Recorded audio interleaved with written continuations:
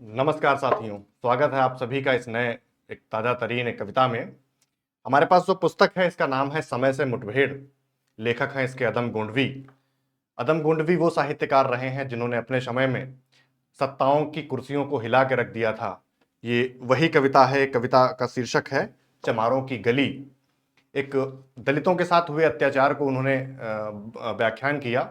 और ऐसा माना जाता है जिस समुदाय ने उनके साथ दलितों के साथ अत्याचार किया उसी समाज से वो बिलोंग करते थे और अपने समाज के खिलाफ खड़े होकर उन्होंने कविता कही।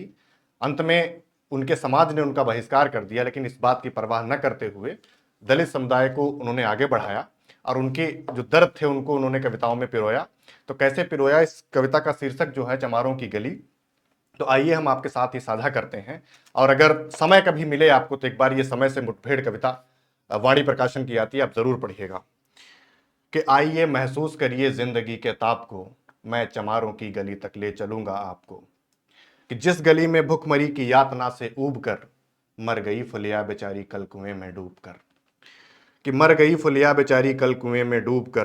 कि है सदी सिर पर बिनौले कंडियों की टोकरी, आ रही है सामने से हर खुआ की छोकरी।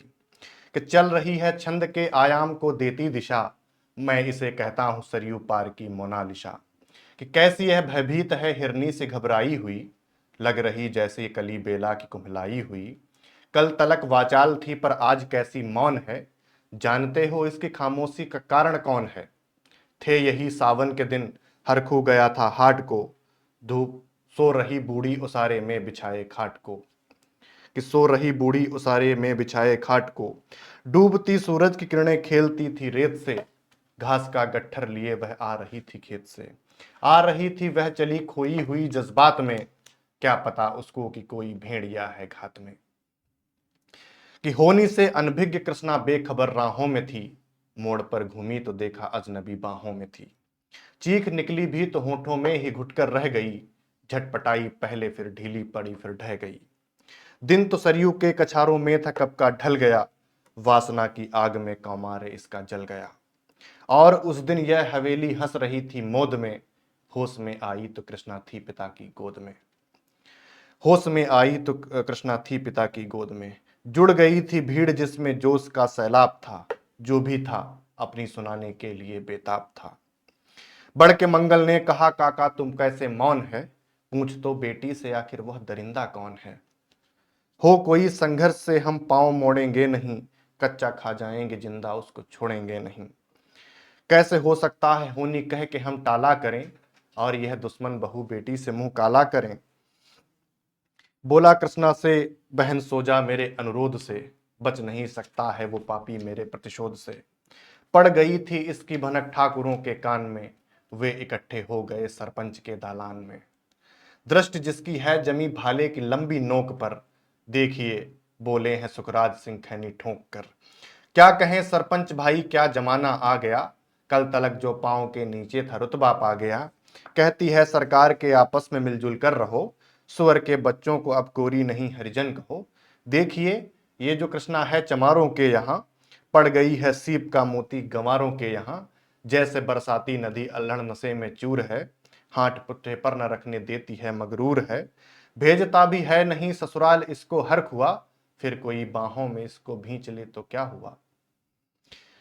आज सरयू पार अपने श्याम से टकरा गई, जाने अनजाने में लज्जत जिंदगी की पा गई। वो तो मंगल देखता था बात आगे बढ़ गई, वरना वह मरदूद इन बातों को कहने से रही। जानते हैं आप मंगल एक ही मक्कार है, हरखू उसकी सह पे थाने जाने को तैयार है। कल सुबह अगर गर्दन नपती है बेटे बाप की, गांव की गलियों में क्या इज्जत रहेगी आपकी। बात इस लहजे में थी कि ताव सबको आ गया, जैसा स्वाभाविक है उठकर हाथ मूंछों पर गया। वह क्षणिक आवेश जिसमें हर युवा तैमूर था, हाँ मगर होनी को तो कुछ और ही मंजूर था।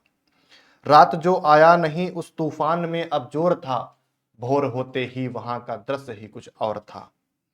सिर पे टोपी बेंत की लाठी संभाले हाथ में, एक दर्जन थे सिपाही ठाकुरों के साथ में। घेर कर बस्ती कहा हल्के के थानेदार ने, जिसका मंगल नाम हो वह व्यक्ति आए सामने। निकला मंगल झोपड़ी का पल्ला थोड़ा खोलकर, एक सिपाही ने तभी लाठी चलाई तौल कर। गिर पड़ा तो बढ़ के सिर पर बूट से ठोकर दिया। बोला साले माल जो चोरी का था वो क्या किया। कैसी चोरी माल कैसा, जैसे वह उसने यह कहा, एक लाठी फिर पड़ी और होश भी जाता रहा। होश खोकर वह पड़ा था झोंपड़ी के द्वार पर। ठाकुरों से फिर दरोगा ने कहा ललकार कर, मेरा मुंह क्या देखते हो, इसके मुंह पे थूक दो। आग लाओ और इसकी झोंपड़ी को फूक दो। और फिर प्रतिशोध की आंधी वहां चलने लगी। बेसहारा निर्बलों की झोपड़ी जलने लगी। दुधमुआ बच्चा वो बूढ़ा जो वहां घेरे में था, वह अभागा दीन हिंसक भीड़ के घेरे में था। घर को जलता देखकर वो होश थे खोने लगे। कुछ तो चुप बैठे रहे, कुछ जोर से रोने लगे। कह दो इन कुत्तों की पिल्लों से कि घबराए नहीं। हुक्म जब तक मैं न दूं कोई कहीं जाए नहीं। यह दरोगा जी थे शब्द झरते फूल से, आ रहे थे ठेलते लोगों को अपनी रूल से। फिर दहाड़े इनको डंडों से सुधारा जाएगा। ठाकुरों से जो भी टकराएगा वो मारा जाएगा। एक सिपाही ने कहा साइकिल किधर को मोड़ दें। होश में आया नहीं मंगल कहो तो छोड़ दें।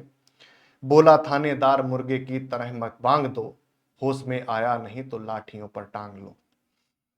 ये समझते हैं कि ठाकुर से उलझना खेल है। ऐसे पाजी का ठिकाना घर नहीं है जेल है। पूछते रहते हैं मुझसे लोग अक्सर ये सवाल, कहिए ना कैसा है सरयू पार की कृष्णा का हाल।